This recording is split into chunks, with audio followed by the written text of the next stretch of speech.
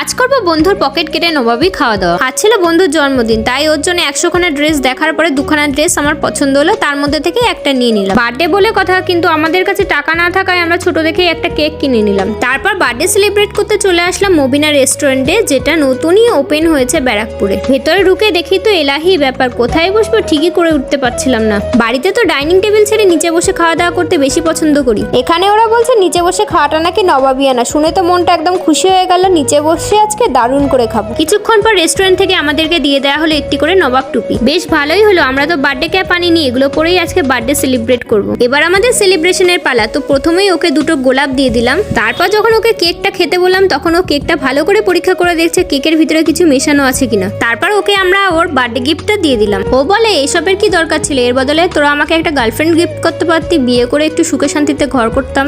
এই ভিডিওর next part কিন্তু আসতে চলেছে, তার জন্য কিন্তু সকলে আমাকে ফলো করে